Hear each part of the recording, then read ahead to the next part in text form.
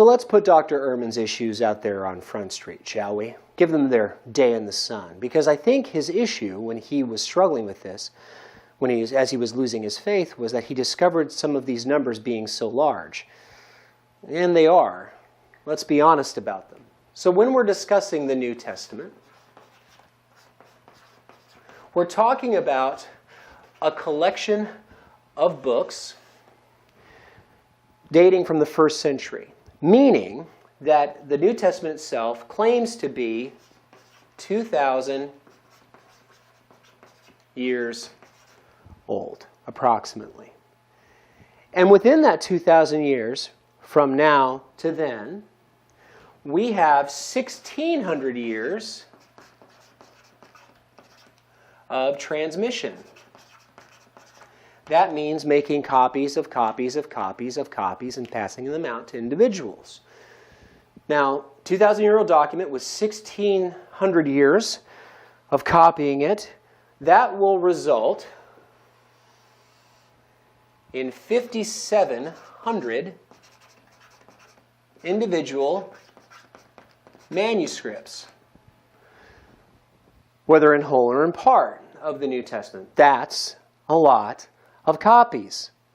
And as Dr. Ehrman already pointed out, we don't have any of the originals. These are all the manuscripts that we have of a 2,000-year-old document with 1,600 years of transmission and 5,700 manuscripts. 5,700. How are you supposed to trust that document? But that's not the only issue that Dr. Ehrman raises.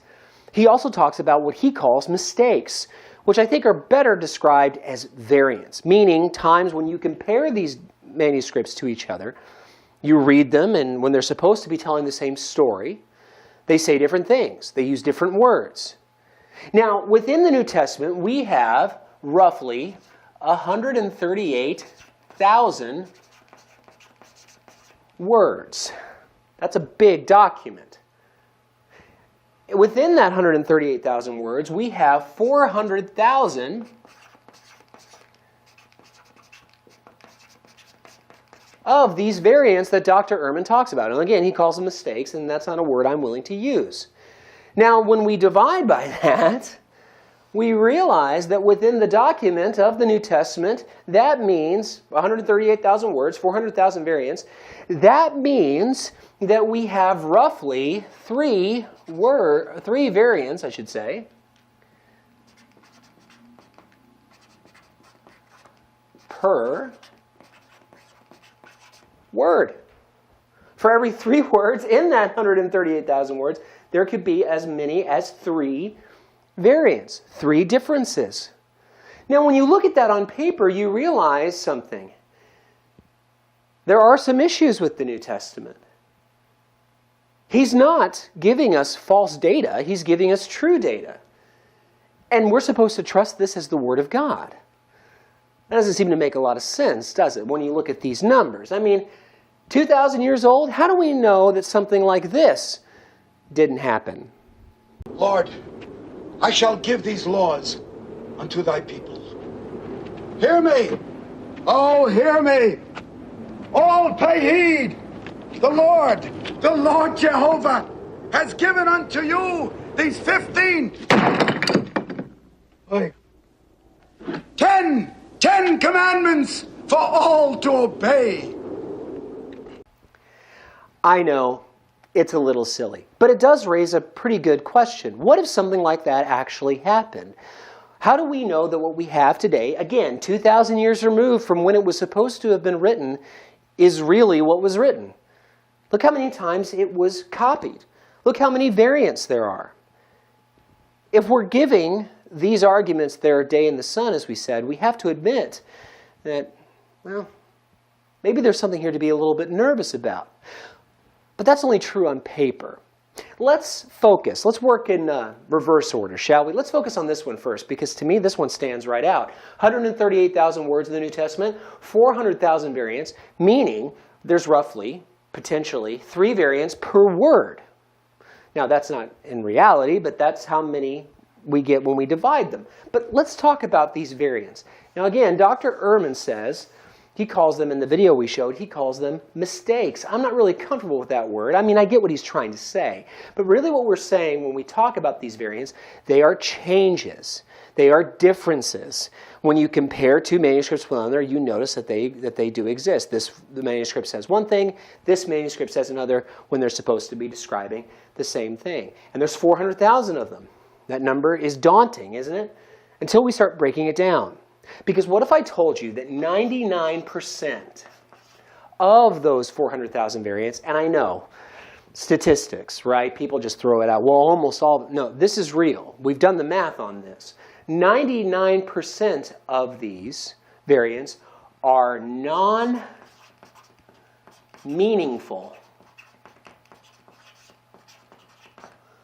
variants. What do I mean by non-meaningful? They don't change the reading. There are things like spelling errors. You ever spelled a word wrong, maybe in a text message, or maybe used the wrong word when you meant to use another word? Let me give you an example of what I'm talking about. Let's say you're going to text your friend and tell him, I'll meet you over there. Does it stand out to you? There's wrong. It shouldn't be this one. It should be this. Now your friend, who knows how to spell and knows grammar well enough, notices that right away. And maybe he's that friend that's a jerk about it and says, oh, you used the wrong there. Actually, it's supposed to be. Forget that for a moment. Let's say that he's just an average human being and he reads your error and he says, well, he spelled that wrong, but I know what he means. There's another way we could do it. Maybe we use the wrong meat. Maybe it's that meat. That's wrong. But you still get it, right? These are the kind of variants that we see in these 99% of this 400,000. They don't change the reading. Maybe they are things a little bit out of order, or maybe they are abbreviations used, or maybe they are a missing punctuation. Maybe it's a comma instead of a period. But you can still understand the original intention of what the author is writing. You know what this really tells us, this 99%? People have always been bad at grammar. But 99% isn't 100. There's 1% left. And it's this 1% that maybe we really need to talk about. Because 1% of the 400,000 variants are meaningful. Meaning that they do change the reading of the text. Now let's talk about one of these, shall we? And this is just one of the 1%, but let's discuss it. Let's be honest with these numbers and these distinctions. For example, we see in Mark, the Gospel of Mark, chapter 9, verse 29, Jesus makes a statement on how to cast out a particular kind of demon. You see, here's the context of what's happening. The disciples of Jesus interact with this young boy that has a demon within him. And they try to cast the demon out before Jesus arrives. And they discover that they can't. It's not until Jesus shows up that he's actually able to cast the demon out. And once the boy is demon-free, the disciples go to Jesus and ask him, why were you able to cast the demon out, but we weren't? His response to them is this.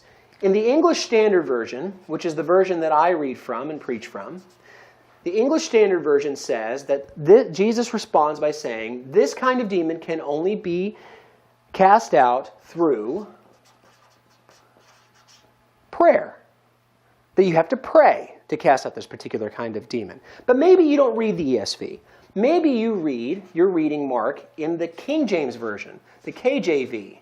Now, a lot of people still use this version. You know, that's the version with all the these and the thous and stuff in it, right? But when you're reading it in the KJV, which is a much older translation than the English Standard Version, Mark 9:29, Jesus says that this kind of demon has to be cast out with prayer and fasting. Now, that's a pretty big difference.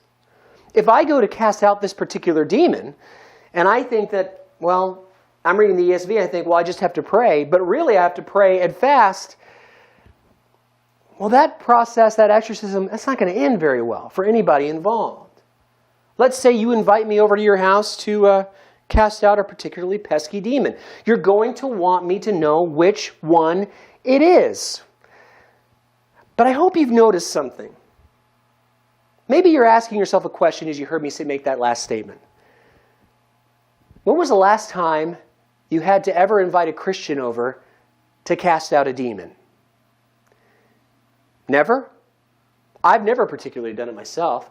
It's not something that Christians do, really. Not today. We don't see it very often. In fact, we don't see it at all. But still, the Bible talks about it. I hope you're picking up on what I'm trying to tell you. Yes, there are meaningful variants within that 400,000. There's 1% of that number that are meaningful, that do change the reading of the text. If it's this one, it's different than being this one. But what if I told you that all of those the entirety of that 1% occur in verses that are non-critical to Christian doctrine, meaningful Christian doctrine? For example, there's not some kind of variant in which there's a massive discrepancy. You see, Dr. Ehrman, when he gives you these numbers, he's kind of just giving them to you blind, letting you look at the size of them, and you might think to yourself, well, that means that something like John in his gospel saying the tomb on the day of resurrection was found empty, but Mark in his gospel says that there was a body still in it. You see, that would change a big, big part of the Christian faith. But those 1%, not a single one is like that. They're all like Mark 9:29, where there is a little bit of a difference, but it doesn't matter which reading you take, because you're not going to cast out demons anytime soon. So maybe my friend is reading in the KJV and he says, no, Jared, you have to cast out your demon by prayer and fasting. And I disagree. I say, no, I agree with the ESV reading. It's just prayer. We're allowed to disagree about that and still be Christians, because there's no major doctrine, foundational doctrine, under discussion. You see, again, these numbers are huge and imposing, but only when you approach them out of context. When you start really breaking them down and realizing what they really are, well, they get a lot smaller.